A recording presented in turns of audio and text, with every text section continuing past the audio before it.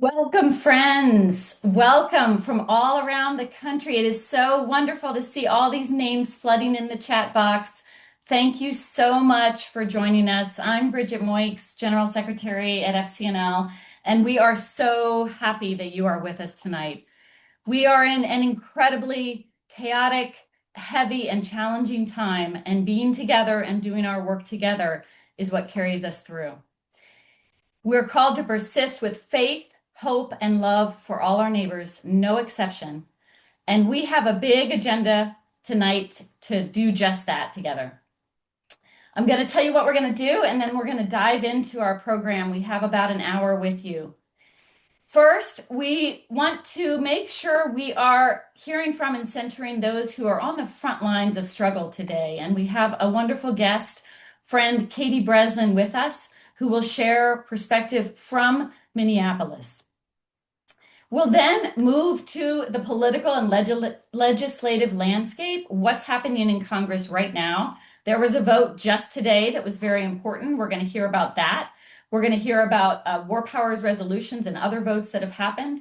And we're going to talk about what the major issues are and the major threats and also opportunities for our advocacy agenda and to move change forward. We'll also share very tangible, concrete actions that you can take with you in the coming days and weeks. Our collective action is essential in pushing back against this authoritarian overreach of the executive branch right now. And then we will also talk about taking care of ourselves as a community. How do we do that? We'll talk about that, and we'll hear some inspiring words from Congressman Ro Khanna as well. So we have a full agenda. Before we get started, I just want to review a few tech reminders for our time together. We always do this. At this point, we have, let me just look here if I can even see, we have hundreds of people online. And so we're going to make sure that we can have this time together by providing live captioning that should be available to all of you if you're joining on the computer or by tablet and you need that, look for that. We're also going to focus our conversation together. So we will be turning off the chat box after we've introduced one another just now. And you will still be able to contact the FCNL panelists and hosts if you need to. So do reach out to us if you need to. And we have reviewed a lot of questions that came in preparation for this event already. And we're going to talk about some of those throughout the program tonight and try to answer some of those at the end. If you still have questions, please, you are welcome to use the Q&A box at the bottom of your screen, and we will be watching that for your questions as they come in. Or you can also email questions to lobby@fcnl.org. So feel free to reach out and share your questions with us as we go, friends. Now, before we move to the work that we do with Congress, I want to invite in Katie Breslin from Minneapolis. And she's a friend. Many of you know her from her time with FCNL as a staff person. She was also a worship leader at our annual meeting in 2024. And Katie, you are in Minneapolis right now, witnessing, working, and we would love to just hear a little bit from you. What's it like? How are you doing? What have you been seeing these past few weeks? Yeah, thank you so much for having me on. And it's so great to be among friends. And even looking at the chat, I'm like, oh my God, like Doug and Becky are here. It's so great to see all of my friends again. So thank you for this opportunity to be here. I wish it was under better circumstances.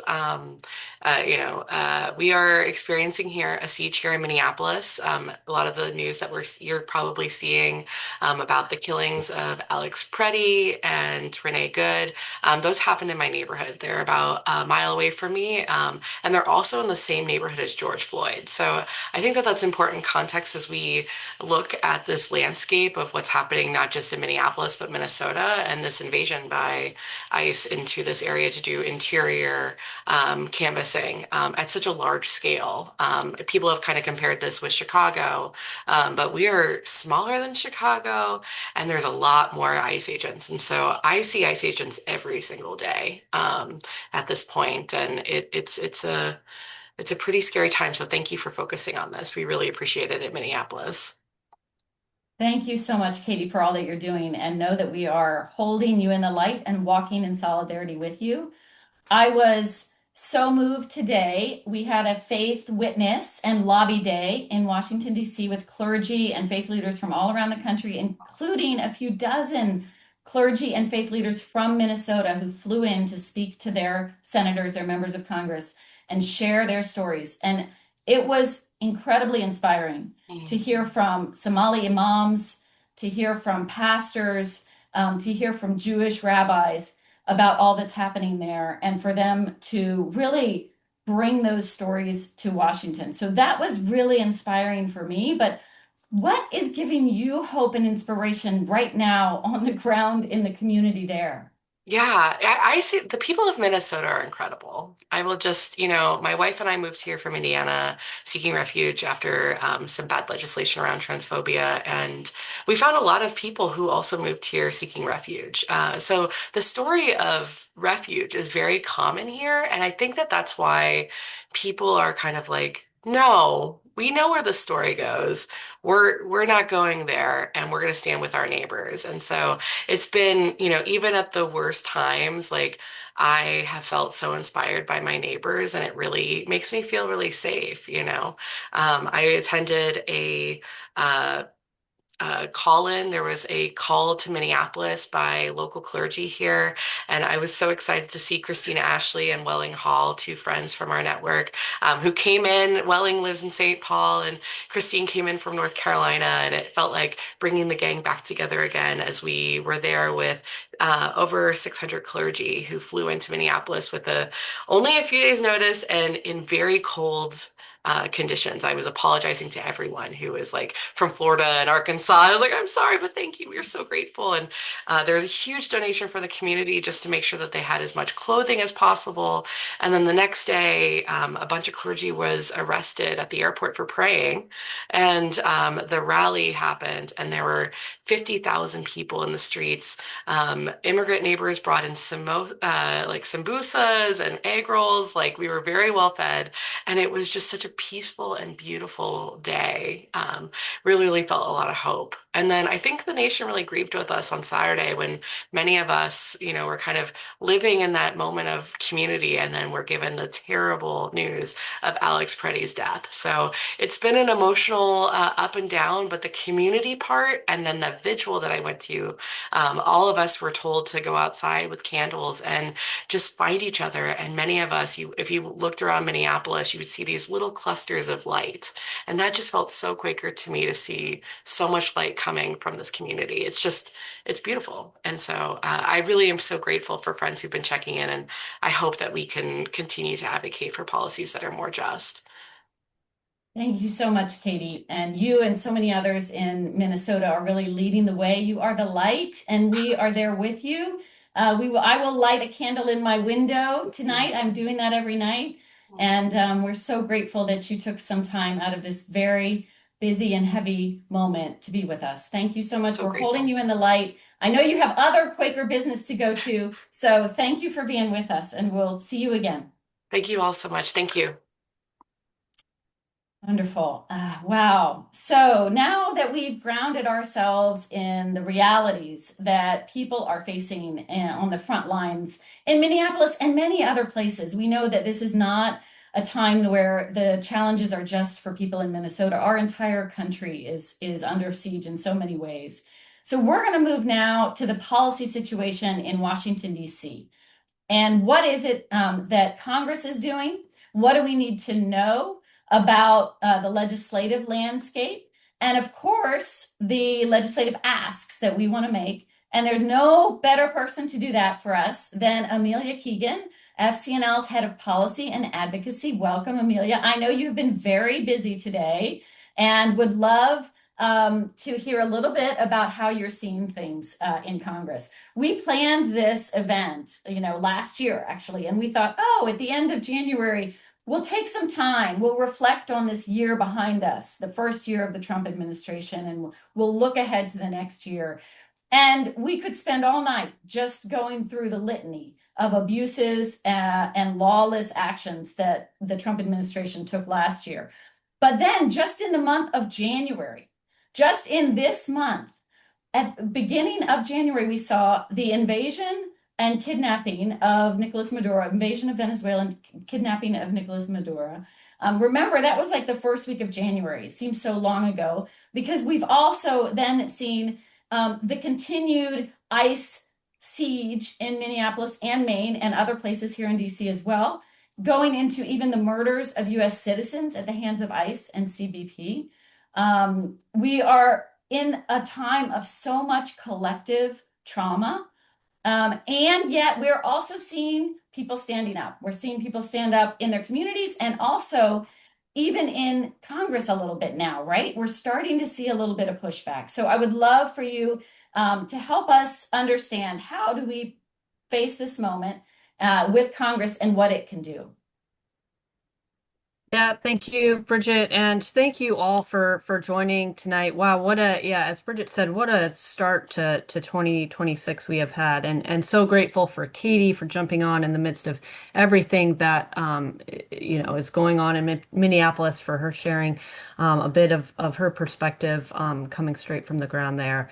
Yeah, I mean it 2026 really started off quite strong, but we have to recognize, as Bridget was saying, this didn't start with the kidnapping of Maduro or the killing of Renee Good, right?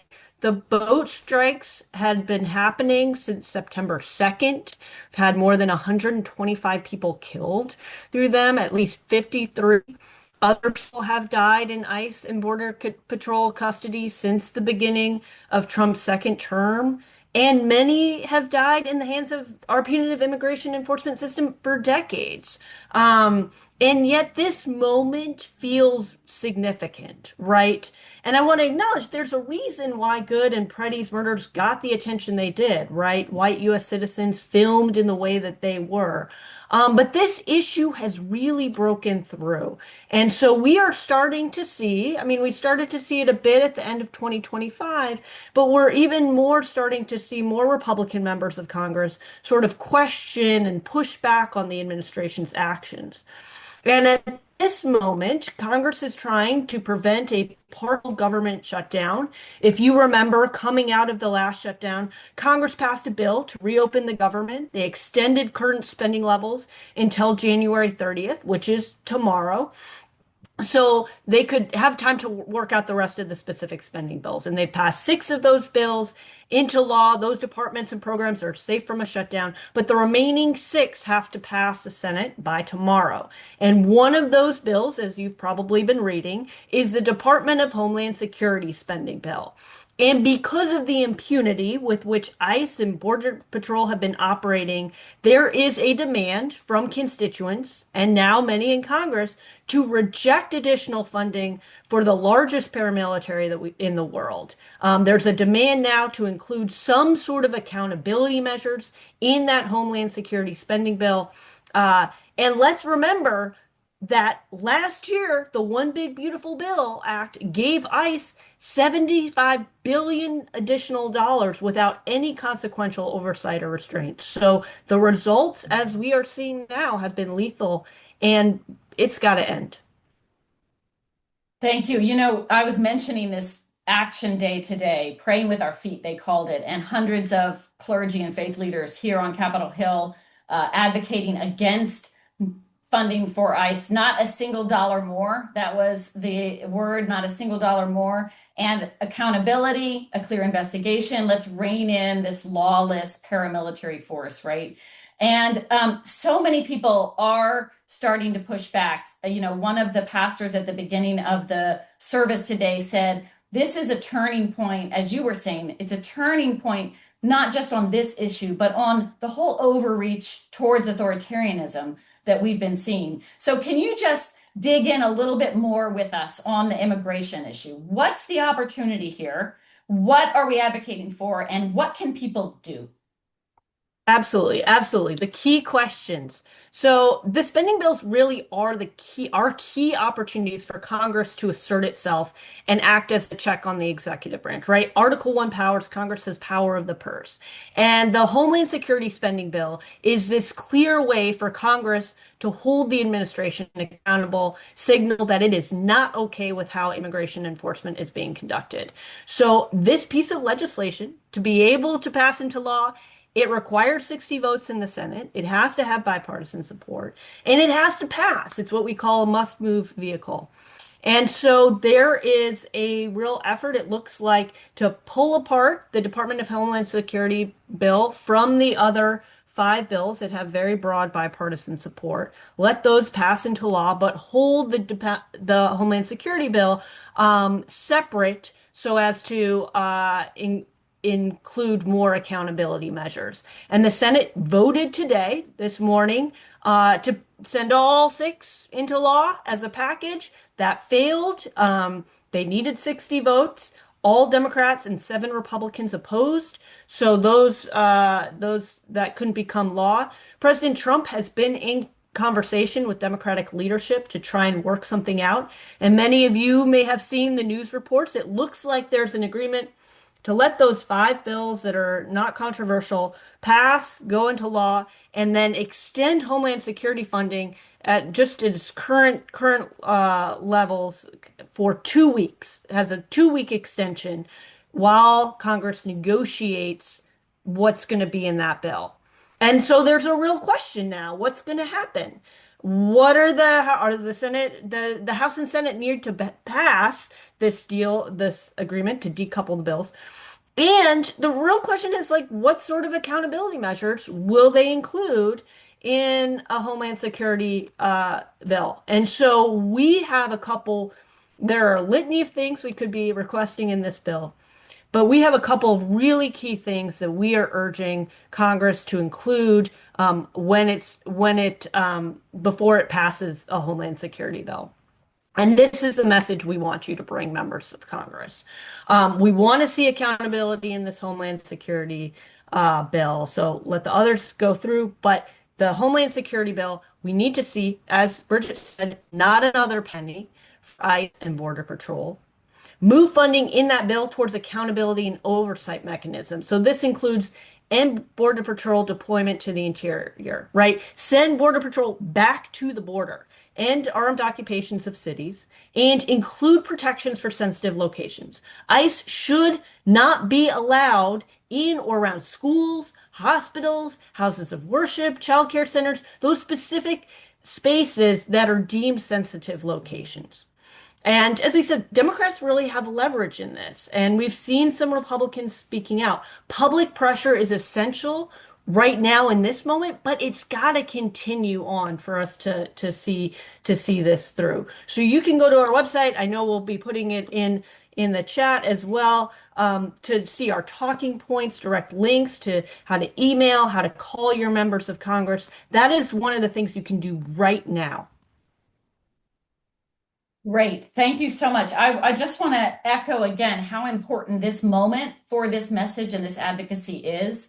And it was so powerful to be on the Hill today with these faith leaders from around the country as they shared their stories. And one staffer said to us, you really came at an opportune moment. And we kind of said, yeah, we know. That's why we're here. So this was organized very quickly to get hundreds of faith leaders on the Hill right now. And we can all keep that advocacy up in these days ahead with our messages from home as well. So wonderful to have this opportunity on the power of the purse, right? How does Congress use its power of the purse to try to rein in these mass abuses of our communities? We also have seen the other power that Congress has, the war powers, the congressional authority over declaring war, as another tool that we've started to see being used more and more. And of course, FCNL has been advocating around war powers resolutions on different conflicts for a number of years. And we saw a win. We saw actually finally the repeal of the Iraq authorization for the use of military force from 1991 and 2002. That actually passed. And then we saw we saw a vote in on Venezuela that gave us hope as well, right? So we've had a number of votes on war powers resolutions. This seems to be a growing concern, particularly because strikes are continuing, as you were saying. So what do we see upcoming, and where do we need more advocacy around the war powers issue? Right. Thanks, Bridget. Yeah, exactly. This issue is not going away.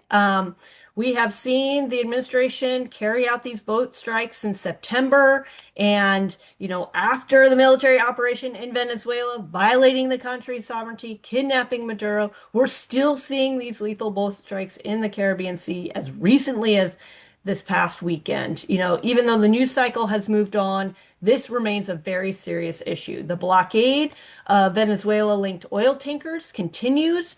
Substantial military assets remain in the region, with an estimated 16,000 troops on board U.S. ships. And just a week ago, if you remember last week, the administration was making comments about Greenland. Remember that? And now we're seeing a buildup around Iran. There's even talk of Cuba being next. So this situation, the administration's overreach when it comes to war authority, it is not lessening. It is not going away. And so we have to keep raising the issue to our elected leaders. We cannot let up the pressure. But as you said, Bridget, our advocacy has been making a difference, right? We actually got a majority of the Senate voting yes to advance the most recent war powers resolution in the Senate. We came up short on final passage, but the administration had to go into overdrive to get a couple of Republicans to change their vote back. And we're seeing more here congressional hearings and questioning from Congress as a result. And then President Trump called off another round of strikes on Venezuela the day after that war powers resolution vote passed. So our advocacy is working. What is happening right now? So there is an effort in the House and the Senate to rein in the executive branch. We've been using the war powers resolutions. Now they are also looking at the Congress's power of the purse. So we have two bills, one in the House and one in the Senate, H.R. 6915 and S 3344. And those bills prevent the administration from spending any federal money for military efforts inside Venezuela or against Venezuelan forces unless Congress specifically authorizes it. So this is going to be an ongoing effort throughout the coming months. And we'll have more material soon. But again, it's important that we keep lifting up the public pressure if we see more war power resolution votes, and especially these bills to try and raise them up and get more support for them as well. Mark February recess on your calendars. We're going to talk about that. Prepare to drop by your representative and senator's offices or set up meetings with their staff. That will be a really key time for you to get in front of them. Great. So I know that Justin has already put some links in the chat reiterating these specific actions that we can take today and tomorrow. Today, we can really focus on the DHS, the Department of Homeland Security spending bill. This bill should not pass not another penny for ICE or Border Patrol. Move the funding in that bill towards accountability and oversight, and include protections for those sensitive locations, right? ICE should not be in our churches and our schools and our hospitals. And then tomorrow, what I heard you say, sort of the next phase, is to prepare for the February recess. And we've got the opportunity to do drop-bys on immigration and on war powers in February, mid-February, the 13th to the 22nd. So wonderful. So we have a lot of opportunities for action just coming up in the next month. But we also have, Amelia, you and I talk about this a lot. It's an election year. It's a really important election year. Can you talk to us about what do we need to be doing around the elections to come? Yeah, absolutely. We always say election is one of the most important in our history. That is certainly true for these midterms. We cannot say enough about how important the midterm elections are. And it's not just about who gets elected, it's also about what are going to be the takeaway messages from the results, about what the narrative is, about what the country wants to see from their elected leaders, what constituents support and what they don't support. And so it is really important that over the course of this year, that we get in front of candidates, that we let them know where we stand on these issues, what we want to see from them. If you are connected to any candidates running for office, let us know.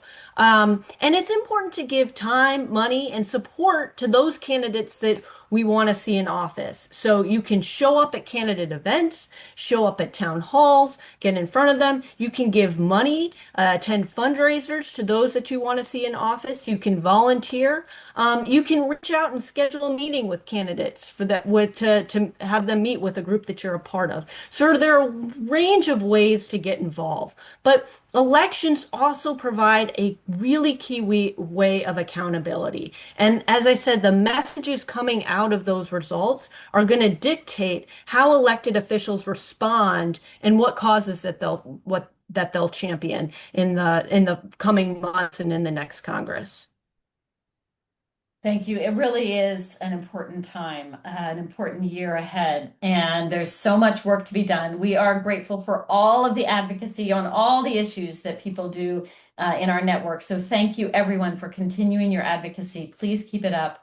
We're going to bring Amelia back later on, but we want to take a pause, take a breath, and just hear a message from Congressman Ro Khanna, who wanted to share something with us and with the network of everyone here from FCNL. So let's watch that video.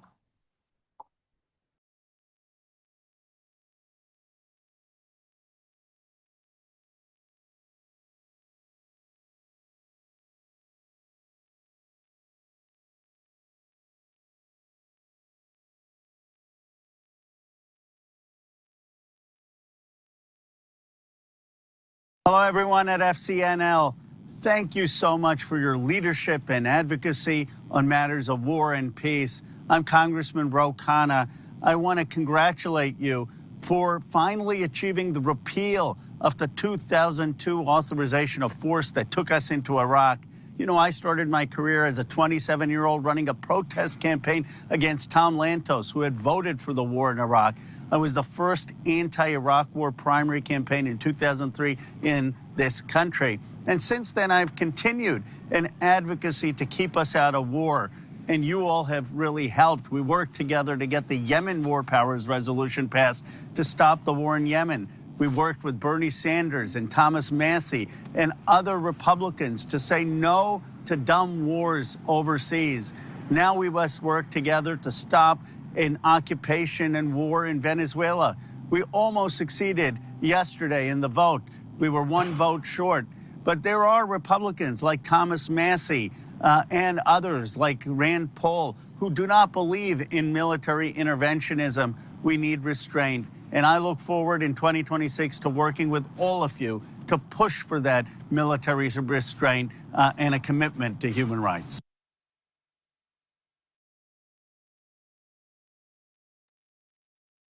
Thank you. That was a nice reminder for me that the moral arc of history is long, but it does bend toward justice. And it does that because we keep pulling that arc in that direction. So we want to bring on Levita now, I think. And let's see if we can invite Levita into, there we go, the Zoom space. Levita Davis is our Director of Strategic Advocacy. And it's so good to see you from hailing in from Chicago, Levita. Yes. Talk to Awesome. us. We've Glad to talked, be here. thank you. We've talked a lot about the legislative landscape and the asks, but talk to us specifically about taking action, about doing the work. What can people be doing right now? Well, we want to share a few different actions and opportunities. We know people are in different places in their advocacy journey, so that's okay. We're going to go through these. Keep in mind that there will be a follow-up email tomorrow with links and resources that you all can refer back to, so no worries.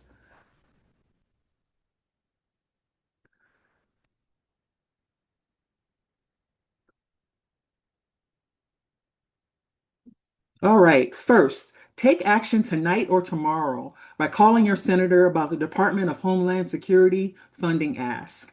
Amelia and Bridget had talked about this earlier, but super important. Not another penny to ICE or CBP.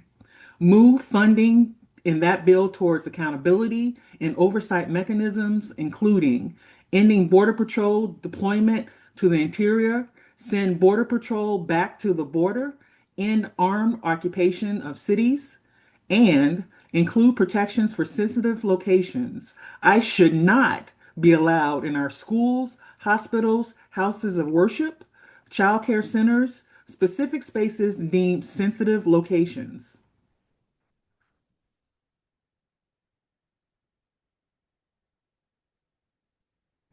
All right. And looking ahead, there is a short recess period from February 17th through the 20th. Use the next 2 weeks to plan for how you will act during this time when your member of Congress is at home. The first step is to look up your local office for your member and determine if you are close enough to a visit. That information is available on their website. If you are near a local office, plan a drop-by visit or reach out to the office for a scheduled visit. Use this time to recruit others and prepare. We know all offices allow we know not all offices allow drop-by visits, so be sure to reach out early. If you are not near a local office, organize call actions every day of the recess or consider submitting a letter to the editor. If you'd like support, contact lobby@fcnl.org.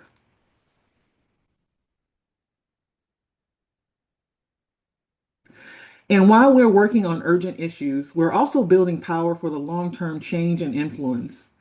Our advocacy teams program is a network of advocates of 135 teams strong in all 50 states that lobby members of Congress, publish in the media, and hold community events to work for peace and justice. This year's campaign is focused on stopping a new forever war that is, against Venezuela, urging Congress to assert its war powers and pushing back on militarism at home and abroad. Teams are building relationships with local coalitions and faith community leaders and are eager to welcome new advocates into this important work. I want you to consider joining or starting an advocacy team. And I know we have many advocacy team members tuning in right now already. There's a link in the chat to learn more and to get connected. It will also be in a follow-up email. I hope you will consider this opportunity and make deep change and organize in your community. Thank you so much, Levita. So we've got actions today. We've got stuff to do in February at the recess, and we've got advocacy teams that we work with for the long term. Can you just say a word about, how do we keep growing this power? Why is this advocacy so important? How do we bolster what we're already doing? Well, bringing people together and joining with new partners can be powerful. It's huge. That's what this work is about. This is about the grassroots. So partnering with folk, being a part of those coalitions, that's how we win power. So super important. Thank you so much. People power, we're building it. Really Yes. appreciate that. Great. We are going to take a moment now to talk about spiritual care as well. So thank you so much, Levita. Stay warm in Chicago. I know it's really cold there. And we're going to bring Lauren Brownlee, our Deputy General Secretary, and Lauren leads our community and culture work at FCNL. And she is so wonderful at helping us take care of one another and ourselves. Hi, Lauren. It's so good to see you. I know you were in the witness today as well on the Hill. And we just want to get your thoughts and advice for our community. How do we care for ourselves and each other in the midst of so much that's happening? How do we keep building that beloved community as we do this work? Thank you. And Bridget, I love your love thy neighbor sign, no exceptions that you have back there. And I was telling you earlier today that I had the opportunity this afternoon, as there were many faith leaders who were being arrested as part of their witness. And I stood with our love thy neighbor sign and was giving them big thumbs up as they got moved away on the police bus. And they were so excited and were waving to me with their the things that they use, the zip ties that they use And through those, they were saying, yeah, right on with love thy neighbor, no exceptions. And I think that that message is such important grounding for our community, our work. It is something that we pay attention to at FCNL with so much integrity. And we know that our whole network, our whole community is paying attention to that too. Because it's not just the what of the actions that we're doing, but how we do them. And we talked at annual meeting, if any of you were there, about the importance of FCNL's core values and that first core value that we share at FCNL being radically love thy neighbor, no exceptions, faithfully build relationships, even across deep divides. We trust that in embracing the creative potential of differences and nonviolent conflict, the world we seek can emerge. And I believe that so deeply. I see it happening. I trust too that our one of our values is persevere. And we are in a moment right now where we really need to lean into that value of perseverance because the world needs our continued action. We are in a marathon, and Amelia often, when we get together, talks about the metaphor of marathons and how we have to continue to move past those moments that feel so painful when we are in distance races. And that is the kind of moment that we are in right now. And I love, especially in our core value of persevere, it says we are faithful to the leadings of spirit that call FCNL toward an area of work, trusting that way will open, even if we do not see it yet. And I know many of us are having a hard time seeing that way forward. And it's moments like today and the actions that we were in today that help us to see that we are so strong when we act together. And that when we see those points of connection and can feel that sense of community, we know that we're not alone in that. And I've been thinking today about that proverb that if you want to go fast, you can go alone. But if you want to go far, you need to do it together. And I think that is what we are embracing in the FCNL community. We need all of you, and we need you to think about who are your neighbors that you can act with as well. And one of the in the opening prayer service this morning for the Day of Action, we heard from a rabbi and an imam and a minister about different ways that neighbor is defined. And it was so powerful and beautiful to hear in these different faith traditions how important the idea of neighbor is. And it's not always the same. And I think there was a really beautiful diversity in their stories about how their different faith traditions think about who is our neighbor. And it makes it clear that there's not just one right way as we think about our neighbors. And so I have been reflecting on that today, and thinking about how important it is that we think about how we are each individually led to answer the call to love our neighbor and to recognize that that is our own discernment about how we answer that call. And I was thinking about how I've heard from one of our colleagues who lives in Minneapolis about how much of the organizing in Minneapolis is by neighborhood, that they are really grounded in that sense of who are my immediate neighbors. And that has been so important and so effective in their advocacy, in the ways that they show up. And there have been so many articles written about how meaningful their organizing has been, thinking about that core of who their neighbors are that they can just get to know right there. But I also got an email today from one of my favorite bookstores in DC saying that they are not opening tomorrow in solidarity with the people of Minneapolis who have said, let's stop some economic energy tomorrow to show how frustrated Americans are about what is happening. And that bookstore is thinking of the people in Minneapolis as their neighbors and are saying, we love our neighborhood in DC, but we also know that these people across the country are our neighbors and we love them. We might not see them every day, but we love them. And then I was also thinking today about our siblings around the world. How often I write, and I know others in this community are regularly writing letters or making phone calls on behalf of people in Ukraine or Venezuela or Gaza or Sudan. And we are all clear that those are our spiritual neighbors. We love them. We love the people all over the world, and we are called to act in solidarity with our siblings wherever they are. And we cannot take all of the actions that are available every day. And we have to be discerning about where and how we are led. It takes a village, and that village takes trust. We need to think about, who do we trust that we can take action alongside, and know that we, like that metaphor of the choir, where we all need to take a breath sometimes.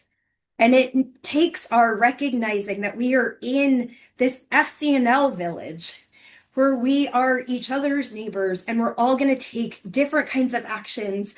We're all going to show up in the ways that we can. And we know that we will get there because we trust in the perseverance that has always worked for FCNL to make the steady progress that we have made toward the world that we seek. So I heard Amelia say earlier in this program to make calls, to send emails, and to drop by congressional offices. And I want to recognize that maybe you're making calls, but your neighbor is able to do a lobby visit.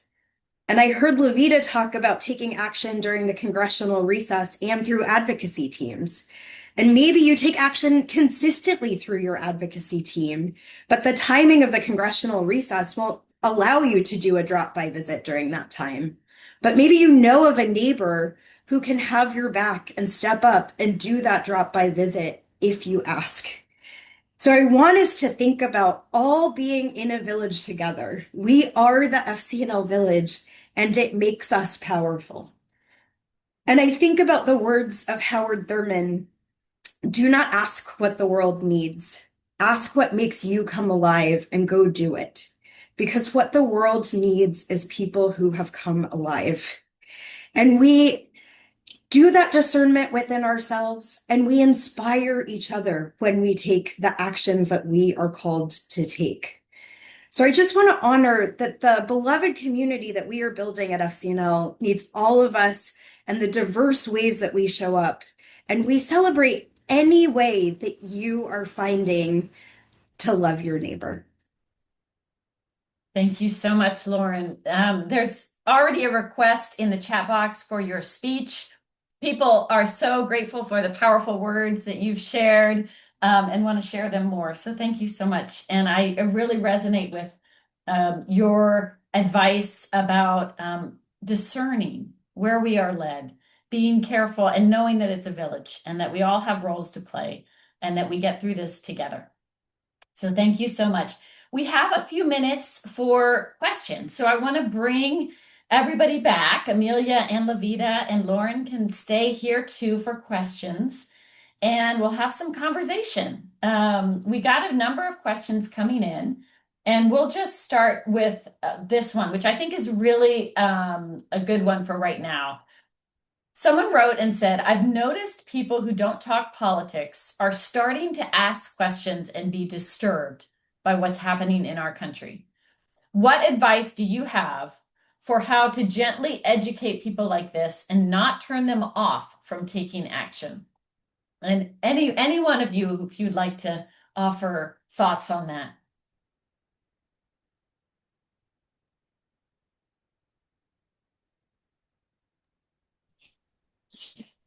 I can jump in. I'm sure I know that Levita, as our strategic advocacy person, probably has a lot. But I think just welcoming the conversation and listening, right? Why, bringing that out. And then, I think one of the easiest things that we have is, talking about the power of your voice, like the way that we're going to see something different. Right now, Congress is a very body that can really pose as a check on the executive branch. And it's pretty easy to send an email. We've got a pretty easy system, and that's a pretty low lift for a lot of folks. So I think inviting someone to do that. But I think just encouraging the conversation and sharing that is one of the best ways, and that they're not alone in this. So I think and providing real easy on-ramps for advocacy is a good thing. But Levita, you are the one who is out there every day talking about how we're bringing people into the FCNL network. Absolutely. I agree with what Amelia said. Doing a lot of good listening is important, but then also being able to share with them your story of what excites you, what calls you to action. I think the number one thing that paralyzes folks or turns folks off about advocacy or politics is that they feel disempowered, that there's no space for them to be able to affect change. Being able to support folk and share with folks that your voice counts and that you do have agency in the situation is the most powerful thing that you can do. So, doing some really good listening, sharing your story, and then being able to share with folk ways that they can feel powerful and can affect change and use their voice is going to be important. Great, thank you. Lauren, you're an educator. Do you want to add anything? I really agree with what's been said. I think talking about times where people have been effective in speaking up, I think, as both Amelia and Levita have said, often when people have not been plugged in before, it's because they don't think that their voice matters. And so I think helping them to understand how it matters. And FCNL tries to be really good about sharing our successes. And I think if you ever want to turn to some of the stories that we share about how citizens have made a difference, I think that can also be encouraging for folks. Great, thank you so much. We received another question, which we've talked a little bit about already on the call, but I just want to see if people want to share other responses. Someone wrote, what are recent examples of nonviolent actions and protests that you have found effective or at least inspiring? And I'll just say, I've already talked about this Faith Action Day today, which included both lobbying, direct advocacy lobbying and drop-in visits with senators, as well as a public witness and civil disobedience. And it was incredibly powerful. And one moment for me that was so powerful was in a lobby visit as a Somali imam from Minnesota was sharing his story. And there was a group of us assembled, just holding space for him to share his story. As you said, Levita, sharing those stories is so important. And he's describing what's happening to his community and talking about, loving your neighbor and speaking from this really deep place of just human dignity and humanity. And I paused because I had a moment where I realized this is a holy moment. What's happening here in this time of advocacy, we think about going to lobby visits and doing actions as, sort of just things that we do. But it was a holy moment. It was a sacred moment.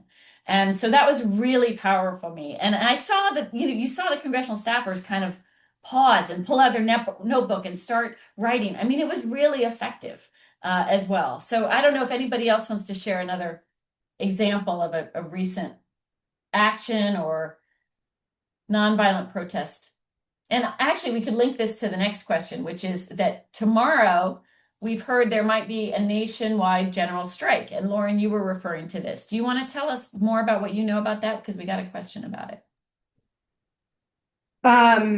Yes, I guess I know a couple things. There is a call that is coming from Minnesota for people to not spend money on particular, and this is building off of last week. There was a similar call last Friday for people to not spend money, to not participate in work activities that are continuing business as usual. And so we are, I would say, at a place right now where we're practicing this muscle, where I think there is a sense among organizers in the country that we want to build up to being able to do actions like this in a broader way. And right now, these kinds of calls that are coming more quickly and not with a lot of time for a lot of people to prepare for it are a way for people to start thinking through what do I need to do if I want to participate in something like this? And I will say the one that happened last week, we had our leadership team retreat last Friday, and we ended up changing where we got our breakfast from because we were originally getting it from a national chain, and we bought locally instead. And those are the kinds of actions that might not feel as broad of a general strike as some people are calling for tomorrow, and are starting to send that same message of we are paying attention to where we are spending our money. Um, and I think that is some of what we want people to start practicing doing is how do we live with as much intention as possible? And when there are calls for solidarity, as I said originally, there are more than one way to answer that call. And so what we're saying at FCNL is inviting people to think about how do you hear that call and then answer it from the place that you are in the way that you can.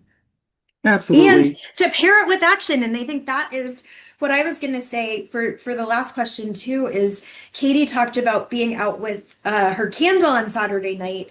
And that was a call that happened all across the country for people to be out with their candles. And in DC, there was a big protest at the ICE facility, and I couldn't go to it because I was leading an anti-racist clerking training for a group of Quakers. And I was so sad that I couldn't go to that training, but I was able to make it out with my candle. And it was exactly an example of we can't do everything. And the things that we can do can feel so meaningful. And my knowing that I was doing that with people across the country and then hearing Katie talk about doing that in Minneapolis is really me. That was really inspirational. Yeah. Levita, did you want to jump in there? No, she got it all. She hit it. Great. Okay, couple more questions before we wrap up. Um, Here's one for you, Amelia, because you and I have actually talked about this a little bit.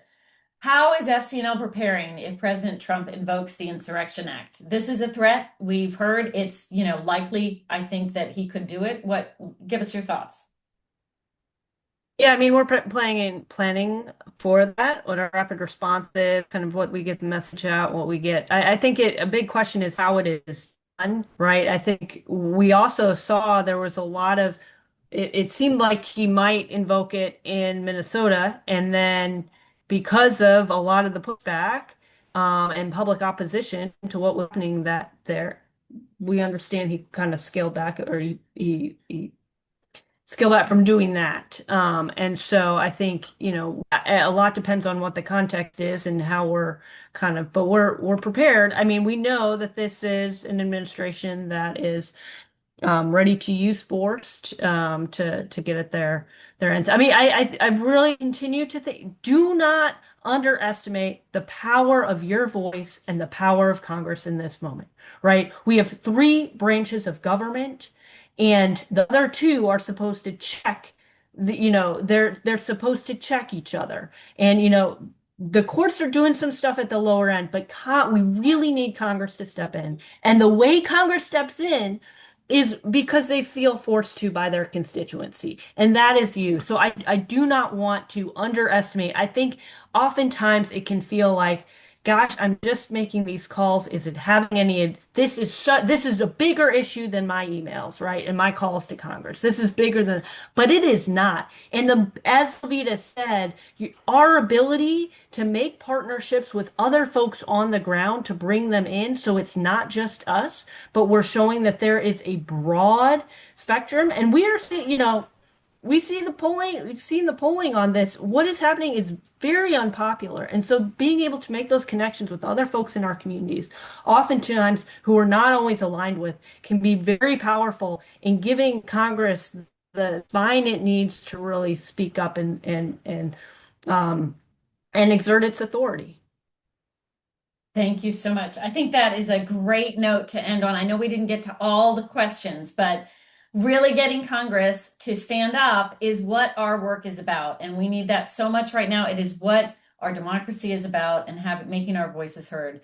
So we hope that you have all heard a lot of actions that you can take We're going to wrap up with a few announcements, and then we Bridget, have can I say one more thing? Sure.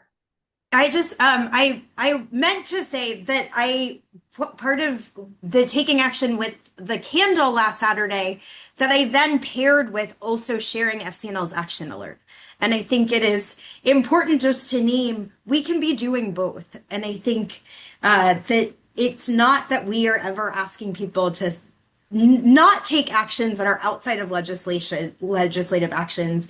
And when you do, it is also powerful, as Amelia said, to make sure that your voice is heard to Congress. That is another way of witnessing as well. Great, thank you. So let's wrap up with our takeaways from the call. And we will be sending you an email tomorrow. So thank you so much for being here, for the work that you do, for being part of this community. What will you do next? We're going to advocate, do those calls on DHS funding. That is so important right now. Immediately, that is the next step. And then plan for February recess.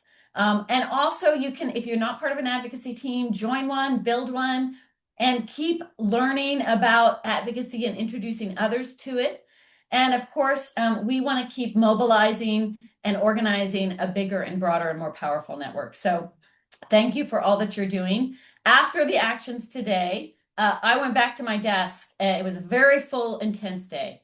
And after the actions, I was so moved by everything. And I went back to my desk, and the thing that was waiting for me on my desk was thank you letters to donors.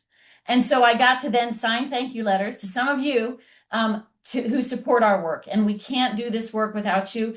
Thank you so much. It is such a gift that you are all here with us and that you are supporting us in so many ways through your advocacy, your financial support, your spiritual care. We are so, so grateful. Now, you can also, there's some links in the chat, and don't forget the donate link. There we go, fcnl.org/donate, folks. We don't want to forget that. I just want to again say thank you and share my gratitude for everything that you are all doing.